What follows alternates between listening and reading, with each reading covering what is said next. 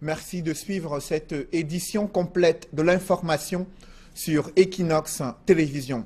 L'atmosphère était très tendue ce mercredi à Kumbo, cette ville où le ciel était foudroyé de la colère des milliers de jeunes venus accompagner dans son dernier voyage ce jeune adolescent de 16 ans, tombé sous les balles d'un gendarme lors d'une opération controversée en plein jour de rentrée scolaire. La famille exige des explications et des sanctions à l'encontre des auteurs de ce crime. Reportage Gladys Didier. Toute une localité meurtrie. Une foule en pleurs, composée en majorité de jeunes gens.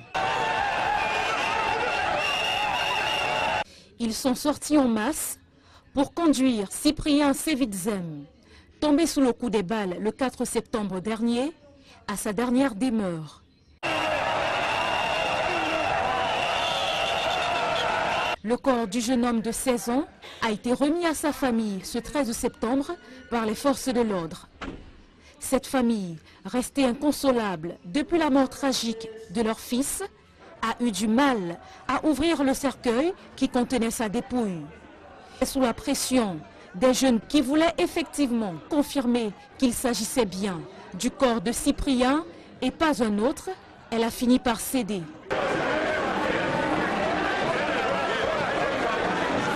Difficile de se contenir. Pour eux, sa mort est une injustice.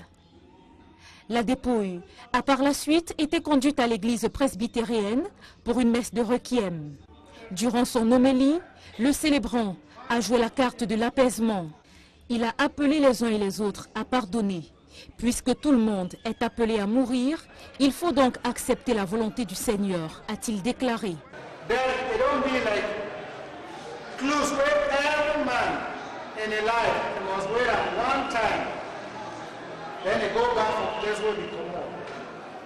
L'homme de Dieu regrette tout de même qu'il soit décédé aussi jeune et dans des conditions tout aussi tragiques.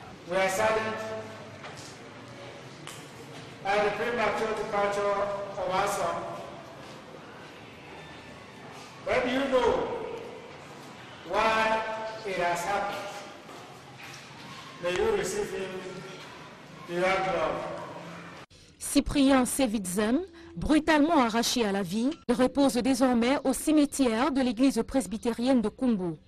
Mais la famille du jeune homme ne compte pas en rester là. Elle a véritablement du mal à tourner la page de ce triste épisode. Elle dit attendre des explications du gouvernement. 59 ans après l'assassinat de Ruben Oumniobé, l'un des pères fondateurs de l'UPC et héros national, les héritiers de son idéologie nationaliste se déchirent pour le contrôle des appareils politiques. La crise, le feuilleton de la crise au sein du Manidem vient de livrer un épisode riche en rebondissements. Des hommes habillés en tenue de force de l'ordre ont sauté sur des journalistes et le président du Manidem pour les empêcher de découvrir le nouveau siège d'un parti politique au centre d'une violente bataille entre les cadres du Manidem, Mitterrandam et Kate Diarra. C'est un nouveau coup dur pour le Manidem, faction Dieudonné Yebga. La nouvelle base de son parti, qu'il envisageait présenter aux médias, a été assiégée, bien avant le début des activités, par des forces de maintien de l'ordre, chargées d'empêcher le déroulement du programme, alors même que la rencontre avait été au préalable soumise à une déclaration auprès des autorités compétentes. On le fait exprès de faire des déclarations. Il y a ceux qui ne font même pas de déclarations du tout. Mais nous l'avons fait parce que nous voulons avoir une évidence. Si cette interdiction de plus fait planer le spectre d'un acharnement sur la faction Dieudonné Yebga, pour son président, il est hors de question d'agir en véritable hors-la-loi, surtout lorsqu'on a la légitimité avec soi. Dans tous les cas, il y a une administration et un parti politique. C'est une association qui est reconnue par l'administration. Aujourd'hui, sauf s'il n'y a plus de droit dans ce pays, on sait où est la légalité, on sait où est la légitimité. De provoquer des rencontres dans ce contexte d'acharnement n'est donc en rien une perte de temps. Au contraire, cela relève de la pure stratégie. Il faut avoir toutes les preuves, on a toutes les correspondances. Ce n'est pas une perte de temps. À la question de savoir qui se cache derrière ces malheurs, il répond. Je dis que je ne suis pas magicien, je ne peux pas savoir ce qui ne va pas. Mais j'ai rendez-vous avec le préfet, je verrai plus clair. Mais dans tous les cas, vous serez convié à une conférence de presse d'ici peu. En dehors de cet entretien, accordé sur la rue adjacente au bâtiment qui abrite son nouveau siège, Dieudonné Yebga ne sera pas autorisé à rentrer dans ses locaux avec des hommes de médias. Les plus audacieux, à l'image de notre caméraman, qui a tout fait pour avoir des images exclusives de la salle, vont se faire bloquer par des éléments de la police. En dépit de tout, le Manidem ne compte pas baisser les bras. D'ailleurs, dit-il, le combat continue. Il est hors de question qu'on fasse différemment. Nous allons continuer ce combat jusqu'au bout. Et les Camerounais en ont besoin. Dans le reste de l'actualité, la qualité des infrastructures routières est remise en cause à Konsamba, dans le département du Mungo. Une route aménagée il y a quelques mois commence déjà à se dégrader au grand désarroi des populations. Elle qualifie cette route d'une infrastructure de la honte de la part des pouvoirs publics. Reportage Cyril Diemba et Étienne Pascal Azégué. Cette route, jadis nationale numéro 5 et porte d'entrée de la ville de Konsamba, a perdu presque tout son bitume. Les nids de poules et les mares d'eau qui décorent la route qui fut jadis la fierté des populations de Konsamba et en plus qui a été réceptionnée il n'y a pas longtemps, laisse pantois les usagers. Moi, je pense justement qu'elle a été très mal faite au départ, puisqu'on a fait ça en janvier, et puis ça fait peut-être 4 ans, et ça s'est détérioré après 2 mois. Il n'y a pas eu du bon travail. S'il y avait du bon travail, c'est que tous les masses, elles veulent faire une ruelle de l'autre côté là comme ça, et puis voir comment faire pour canaliser ça, envoyer de l'autre côté. Ça ne devait même pas m'étonner parce qu'on avait goudronné ces routes avec les mains. Les gars versaient le bitume ici là avec la pelle. À la base déjà c'était raté.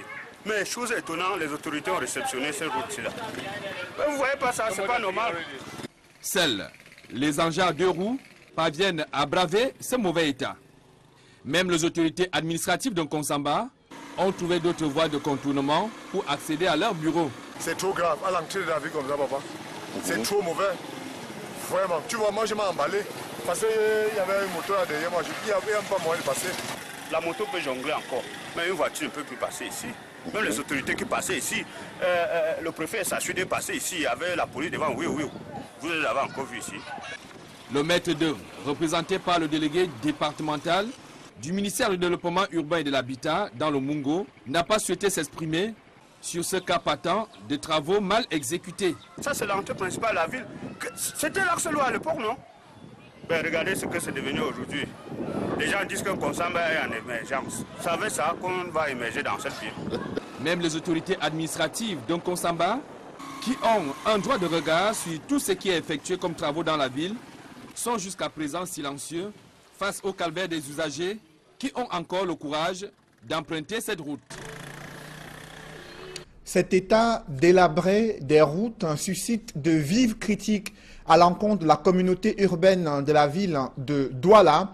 Et le docteur de la ville, Dr Fritz Ntonentone, délégué du gouvernement auprès de la communauté urbaine de la ville de Douala, avoue son incapacité à pouvoir résoudre tous ces problèmes. Il pointe du doigt le budget insuffisant de la communauté urbaine. Ce budget est évalué, les recettes notamment sont évaluées à environ une 60aine de milliards de francs CFA. Pour le délégué du gouvernement, il lui faut 150 milliards de francs CFA pour soigner toute la ville de Douala. Des précisions avec Sylvestre Hippolyte Zangaou. Capitale économique du Cameroun, la ville de Douala fait face à de nombreux problèmes qui freinent son développement. Les routes en mauvais état qui sont un véritable calvaire pour les usagers qui doivent régulièrement faire face aux embouteillages, en plus de leurs véhicules endommagés. Les inondations font également partie de ce lot de problèmes qui font perdre le sommeil aux populations. Dans les marchés, ce n'est non plus la sérénité. Les commerçants travaillent dans des conditions difficiles, plongés dans l'insalubrité. Pourtant, c'est du devoir de la communauté urbaine de Douala d'apporter des solutions à ces différents manquements.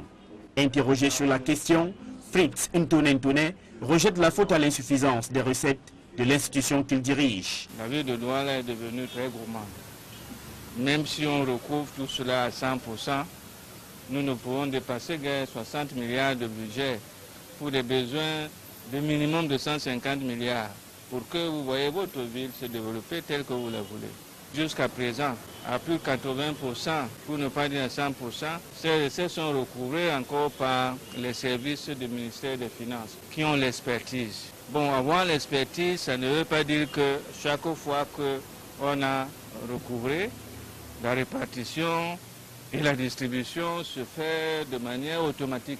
Le délégué du gouvernement auprès de la communauté urbaine de Douala souhaite désormais multiplier les recettes en se tournant vers une collaboration étroite avec le secteur privé.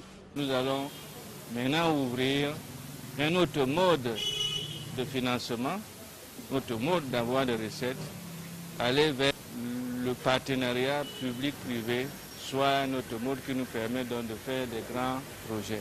Signalons que pour le compte de l'exercice 2016, les recettes collectées par la communauté urbaine de Douala sont de 31 milliards 970 millions 122 894 francs CFA contre 38 milliards 705 millions 822 488 francs CFA en 2015. Je vous le disais en titre, la cote d'alerte est atteinte au Cameroun, un pays qui subit l'invasion des produits agroalimentaires non conformes présents sur des marchés très peu régulés. Les efforts du gouvernement jusqu'ici n'ont pas réussi à protéger les consommateurs et l'industrie agroalimentaire locale. L'ANOR propose aujourd'hui de mettre des vignettes sur des produits agroalimentaires importés depuis l'étranger pour être distribués au Cameroun. Des précisions avec Marcelin Gansop. Dans les marchés, supermarchés et autres grandes surfaces, des produits inondent les rayons sans que leur qualité ne soit toujours garantie. Aujourd'hui, vous entrez dans un supermarché, même si c'est vrai que les produits ont fait l'objet d'une évaluation de la conformité dans le cadre du PKI, il n'y a aucun élément qui vous permet de vous rassurer comment est-ce que le consommateur peut percevoir qu'effectivement le produit qui est mis à sa disposition est de bonne qualité. Dans d'autres pays, vous retrouvez déjà ce marquage sur tous les produits qui ont fait l'objet d'une évaluation de la conformité. Aussi, les pouvoirs publics envisagent-ils de procéder dans un bref délai au marquage des produits soumis au programme d'évaluation de la conformité avant embarquement des marchandises importées en République du Cameroun. C'est-à-dire qu'il faudra désormais une vignette qualité qui permettra aux consommateurs qui rentrent dans un supermarché de savoir que tel produit a effectivement fait l'objet d'une évaluation de la conformité et c'est pour cela qu'il est mis sur le marché pour la consommation. Mais je voudrais également vous rassurer que nous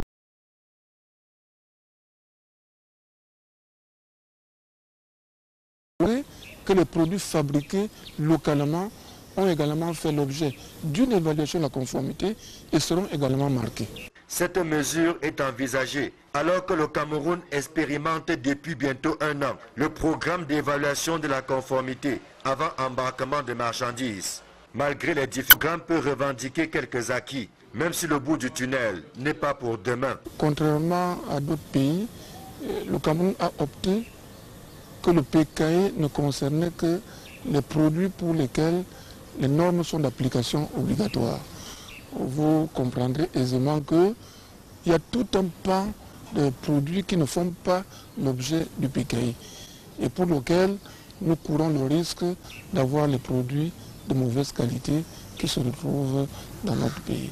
À son institution en 2015, le PKI visait entre autres objectifs la protection des consommateurs et de l'industrie locale, puis le désengorgement de l'espace portuaire. Ce à travers le contrôle de conformité aux normes des produits avant leur mise sur le marché national. Restons à Yaoundé, la capitale qui vit elle aussi au rythme des inondations. Depuis le retour des grandes pluies, des populations ont perdu le sommeil au quartier Biémassi. La moindre montée des eaux provoque d'importants dégâts matériels dans plusieurs habitations. Même le centre-ville à Yaoundé n'est pas épargné.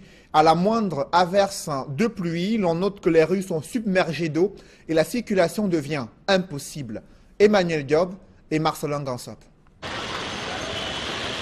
C'était il y a à peine 48 heures, au lieu dit Acropole, en plein cœur de Yaoundé. Dame pluie venait d'arroser la capitale. Faute de passage, les eaux ont achevé leur course sur une bonne partie de la chaussée, non loin de l'ancien immeuble de la mort, mais aussi à l'avenue Kennedy, au marché du Fundi et tout autour du lieu dit poste central. La même pluie a sévi dans plusieurs quartiers de la capitale, dont Biémassi, situé dans le 6e arrondissement. Lorsque nous arrivons au bloc 23, Des flaques d'eau nous accueillent dès l'entrée du quartier. C'est une zone exposée aux inondations et le ton a été donné avec les récentes pluies. Il n'y avait pas moyen de passer par là. Hein. Il n'y avait pas moyen, c'était l'eau, vous arrivez ici. Oui, l'eau, vous arrivez ici. Quand on arrive ici, l'eau était à ce niveau, ça remontait. Oui, ça m'inquiète, mais je ne peux pas faire autrement. Parce que moi, là où vous voyez là, je ne loue pas. Quand ça déborde, ça se déverse le long. Et puis, dans le sol, ça remonte. Même comme on a même remblé ici, on ne s'en sort pas toujours. Hermine Alima vient à peine d'aménager dans ce quartier. Et pourtant, elle meurt déjà d'envie d'en repartir. C'est que les pluies torrentielles qui ont arrosé Yaoundé dimanche et lundi dernier lui ont fait perdre le sommeil. C'est vrai que moi, j'étais déjà revenue à la maison. J'ai des amis qui sont arrivés, qui voulaient venir chez moi. Et ils ont dû s'arrêter plus haut quand ils m'appellent. Quand je sors, je me rends compte que l'eau est montée à plus de 3 marches. Vous avez vu les escaliers, l'eau est montée à plus de 3 marches. Donc c'était difficile pour eux de venir par ici. Donc je ne sais pas comment les gens ici font pour se déplacer. Moi, j'arrive à peine dans le quartier.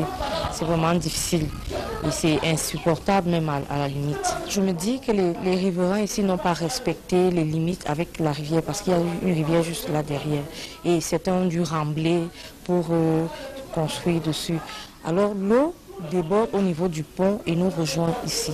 L'accès au bloc 23 de Biémassi-Lac est un chemin de croix. Ce que je fais maintenant, c'est parce que l'eau stagne ici dans le trou. Comme vous avez vu, l'eau stagne là. Ça, je cherche qu'on n'aura plus l'eau qui stagne.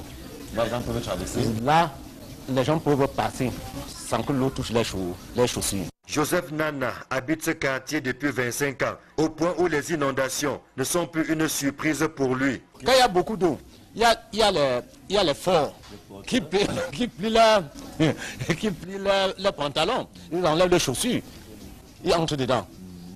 Et les faiblards, ils sont obligés de faire le retour. Pour aller contourner, il y a le goudron là, ça veut dire qu'ils ne partent même pas le lac. Pour aller contourner avant de tomber de l'autre côté. Et quand on a eu ces premiers pluies là, l'eau a pris tout le devant ici et ça sort au pont. Ça veut dire si on casse le pont, on surmonte le pont, nous n'aurons plus jamais de problème de cette eau ici au quartier. Si le cas de Biémassi-Lac est alarmant, il n'y a que ce quartier n'est pas le seul où les populations sont exposées aux inondations. À Ekorozok, Colbison, Colbicoc, pour ne citer que ces quelques quartiers, c'est quasiment la même galère. Les eaux font désormais partie du quotidien des populations, au point où la moindre goutte de pluie fait perdre le sommeil. La classe politique et des juristes sont montés au créneau pour dénoncer la complicité des autorités administratives dans une escroquerie orchestrée autour d'une formation illégale offerte aux élèves forestiers en échange d'importantes sommes d'argent. Cette affaire continue de secouer Bafoussam, chef-lieu de la région de l'Ouest. Reportage d'Alaskana et Jean-Paul Chouniat.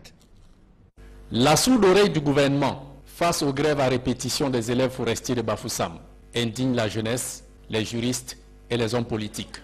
Pour ce jeune militant du MRC, le promoteur de l'école clandestine des eaux et forêts d'Afrique centrale a escroqué des jeunes Camerounais sous le regard de Awafonka Augustine, le gouverneur de l'Ouest. Il a pu déjouer par un jeu de passe-passe pour commencer à former les jeunes à ce métier-là et de connivence avec l'administration. Il faudrait que les gens le sachent. Il est clair que le gouverneur sait de quoi il est question et personne n'a jamais daigné réagir. Dans l'espoir de calmer le jeu, le centre de formation a été fermé à titre conservatoire. L'adepte de Maurice Kamto redoute d'éventuels actes nocifs de ses paramilitaires, désormais en vadrouille dans les rues. Ces jeunes sont là, ils ne savent plus où aller. Imaginez-vous qu'il y ait 700 nouveaux bandits dans la ville de Bafoussam. Vraiment, je ne suis pas sûr que qui que ce soit sera épargné. Donc il est important que le pouvoir public puisse prendre la mesure de la chose pour qu'on puisse trouver un moyen de recasement à ces jeunes-là. À la suite du mouvement pour la renaissance du Cameroun, le Social Democratic Front condamne avec la dernière énergie une escroquerie à ciel ouvert. Il y a plein de Camerounais, il y a plein de secteurs d'activité où plus rien ne marche, où les gens n'ont pas le courage d'aller manifester également dans la rue pour exprimer leur mécontentement. Et on a peut-être l'impression qu'il y a des choses qui marchent alors que plus rien ne marche. Cette affaire est extrêmement grave et elle prouve vraiment que le Cameroun n'est plus gouverné. Au Rassemblement démocratique du peuple camerounais, le président de la section RDPC MIFI Centre, le maire de Bafoussam Ier, réagit sous les casquettes d'hommes politiques et parents. Comme militant du parti au pouvoir, il déplore la gestion de cette crise par la plus haute autorité de la région de l'Ouest. Ces agitations que nous avons vécues ces jours-ci dans la ville de Bafoussam ne nous honorent pas. Et nous savons déjà ce qui se passe de l'autre côté du nord-ouest et du sud-ouest. Les exactions de Boko Haram dans l'extrême nord, nous ne sommes pas à l'aise de constater que la région de l'ouest connaisse aussi des agitations dues à des actes irresponsables. Et en tant que parent, Hilaire Foka ressent le chagrin et la douleur des familles démunies, voient leurs efforts perdus.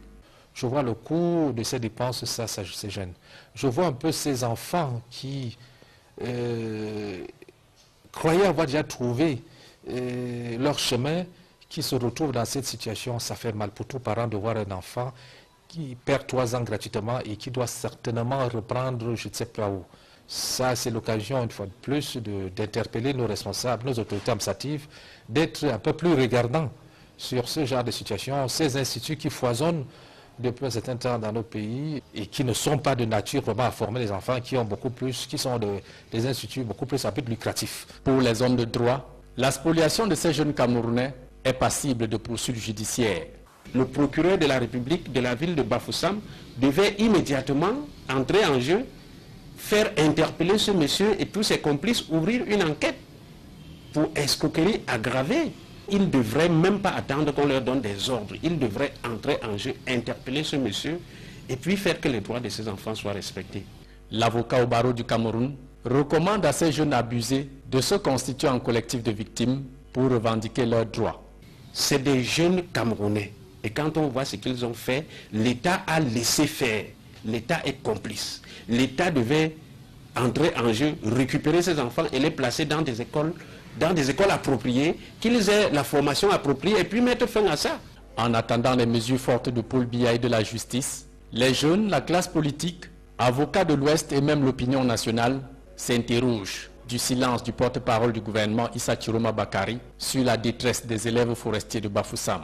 Jusqu'ici, ils n'ont point été remboursés, encore moins achevé leur formation. Ils vivent désormais un drame psychosocial et financier bien loin de leur extrême nord natal.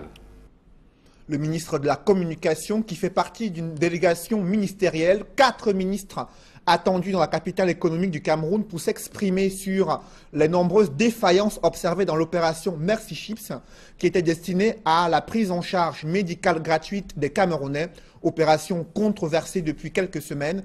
4 ministres annoncés dans la ville de Douala, notamment le ministre de la Communication, celui de la Santé publique et les ministres en charge de la promotion de la femme et des affaires sociales. La puissance de ses poings et sa fougue l'ont propulsé parmi les 3 meilleurs boxeurs amateurs dans le monde. Le Camerounais Arsène Fokou, vous vous en souvenez, a remporté le bronze, l'unique médaille africaine durant une compétition internationale. Le gouvernement camerounais a salué la bravoure et le talent d'un boxeur qui n'a pas toujours bénéficié de l'encadrement adéquat. Ses uppercuts, sa résistance sur le ring, il les a préparés dans des conditions précaires, dans un camp d'entraînement, dans un état de délabrement avancé. Reportage Élisée Bogba et Ike Cyril. Médaillé de bronze au dernier championnat du monde de boxe amateur en Allemagne, Arsène Fokou a été célébré au ministère des Sports et de l'Éducation physique. Mais cette réception en grande pompe cache mal les conditions pour le moins difficiles dans lesquelles l'unique médaillé africain au championnat du monde 2017 de boxe amateur s'est préparé. Notre gouvernement doit aussi faire mieux aussi d'aménagement de camp d'unité. C'est une vieille salle déjà, mais je crois que notre gouvernement doit nous faire de grandes infrastructures aussi comme d'autres pays. Parce que vraiment, quand tu es dans d'autres pays, tu t'entraînes, mais tu n'auras pas de poussière sur tes pieds, comme au camp de l'unité. C'est au camp de l'unité à Yaoundé que tout a commencé. Une infrastructure vétuste dans laquelle Arsène Fokou a reçu les rudiments qui lui ont permis de tutoyer les cimes. Je vous avoue que pour les observateurs étrangers, ils ne peuvent même pas imaginer où est-ce que les boxeurs camerounais se préparent. Parce que s'ils pouvaient imaginer que c'est dans cet endroit qu'est parti Fokou, pour pouvoir avoir cette médaille, je suis sûr qu'il se poserait les mains sur la tête et se demanderait, attendez, comment on fait? D'où est venu Fokou? Fokou sort d'où pour devenir ce champion qu'on retrouve? On fait avec ce qu'on a. La salle, elle est comme elle est. Nous travaillons archaïquement, mais on fait tout pour avoir ne serait-ce que le petit niveau de certains qui ont des machines, beaucoup de matériel approprié.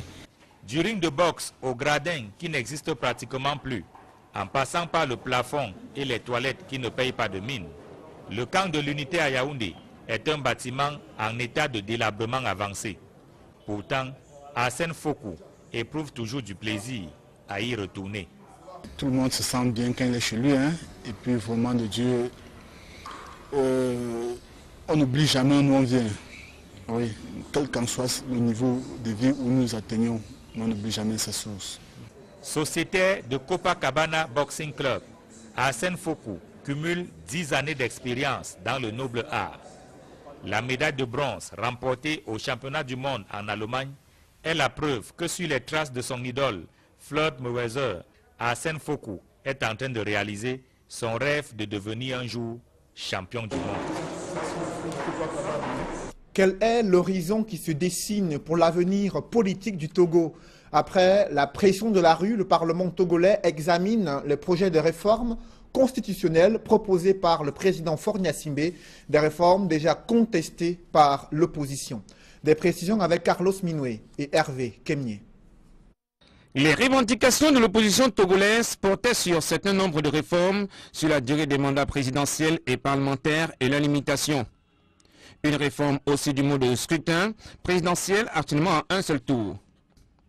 Quelle formule sera adoptée? C'est une équation à mille inconnue pour l'opposition togolaise qui est dubitative. Elle n'attend rien du régime de Lomé. Le bureau de l'Assemblée nationale examinera le projet de loi sur les réformes constitutionnelles adopté récemment en Conseil des ministres. Le texte sera soumis à la commission des lois du Parlement, puis aux députés pour débat et adoption.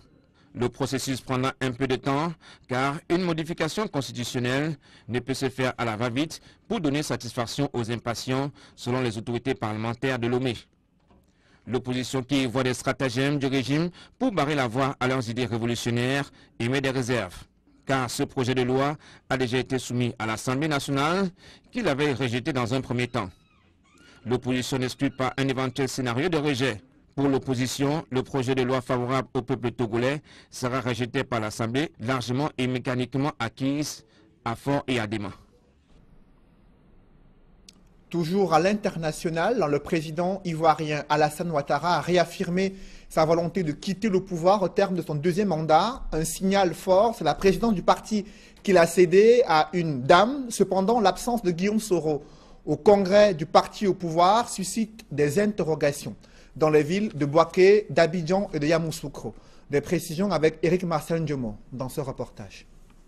À 82 ans, Henriette Dagri Diabaté prend les rênes du RDR, le parti au pouvoir en Côte d'Ivoire. Intellectuelle ivoirienne, elle est auréolée d'un militantisme engagé dans ce parti depuis plusieurs décennies, ce qui lui a d'ailleurs valu, sous la présidence d'Henri Konan Bédié, de passer quelque temps en prison. Henriette Dagri Diabaté a été plébiscitée par les militants et cadres du RDR, présents lors de ce 3e congrès sur proposition du président Alassane Dramane Ouattara. Cette posture du président ivoirien est inédite dans un contexte général africain dans lequel les chefs d'État cèdent peu les moindres parcelles de pouvoir. Ouattara, qui laisse la direction de son parti, se contentera de la position de président d'honneur et surtout a réitéré devant les participants à ce congrès sa volonté de céder le pouvoir en 2020. Pour que le parti continue à tenir la dragée haute, il a rappelé la nécessité pour les cadres de retourner vers la base et aussi l'impératif catégorique de consolidation de l'alliance avec le PDCI d'Henri Konan Bédié dans le cadre du RHDP en vue des élections de 2020. Le grand absent de ce 3e congrès, c'est Guillaume Soro. Le président de l'Assemblée nationale pourtant élu du RDR a dit n'avoir pas été associé à l'événement. Une posture qui laisse entrevoir une certaine tension et des divisions profondes entre cadres du Rassemblement des Républicains. Un public reportage dans ce journal, Camtel et Campost s'engagent à mutualiser leurs compétences pour améliorer la qualité de leurs services. Ces deux entreprises publiques ont signé une convention cadre de partenariat ce jour à Yaoundé. Reportage. La concurrence fait rage dans le domaine des postes et télécommunications au Cameroun. Camtel et Campost, deux entreprises à capitaux publics, mutualisent leurs efforts dans l'optique de rester toujours leader. Nous avons investi depuis plus de 10 ans aujourd'hui et seul Camtel ne pourra pas rentabiliser ses investissements. Il nous faut donc l'apport ou bien le concours des sociétés partenaires qui, elles, sont mieux placées pour utiliser notre réseau, pour vendre des services et pour être plus proche que nous du consommateur. Donc, Camtel est là pour mettre à la disposition de ces sociétés-là l'infrastructure dont ils ont besoin. Une convention cadre pour matérialiser le partenariat entre Camtel et Campost a été signée à Yaoundé. Elle permettra d'améliorer la qualité du service et la rentabilité des deux filles jumelles du ministère des Postes et Télécommunications. Les domaines spécifiques ciblés étant le data center, l'accès à Internet à haut débit, les solutions de paiement électronique, la distribution des factures, la commercialisation des produits Camtel dans les bureaux de poste. Aujourd'hui, comme vous le savez, la poste ce n'est plus le courrier. La poste, c'est un service intégré de TIC. Donc Camtel étant pourvoyeur de l'infrastructure de TIC, la poste ne peut que s'appuyer sur elle pour la rénovation, pour faire face aux défis de l'environnement que nous impose la technologie. Créée le 8 septembre 1998, la Cameroun Telecommunications, Camtel, exploite actuellement le réseau national en fibre optique, backbone et 3 points d'atterrissement de câbles sous-marins qui permettent d'offrir des services de transmission d'Internet très haut débit et de téléphonie aux opérateurs télécoms, aux entreprises et aux particuliers. La Cameroun Postal Services, Campost pour sa part, créée le 23 avril 2004, exploite le réseau des services postaux et fournit des prestations postales à caractère financier. Grâce à son infrastructure e-post, l'entreprise fait également une immersion dans l'ère du numérique. Mesdames, Messieurs, c'est la fin de ce journal. Merci de l'avoir suivi. Je vous conseille de suivre également, juste après cette édition du 20h, des spécialistes de la santé invités dans le cadre de l'émission Actu Santé, présentée par Flavien Dongo. Et juste après, 237 le débat, émission politique, présentée par Duval Fangwa. Bonne soirée sur Equinox Télévision.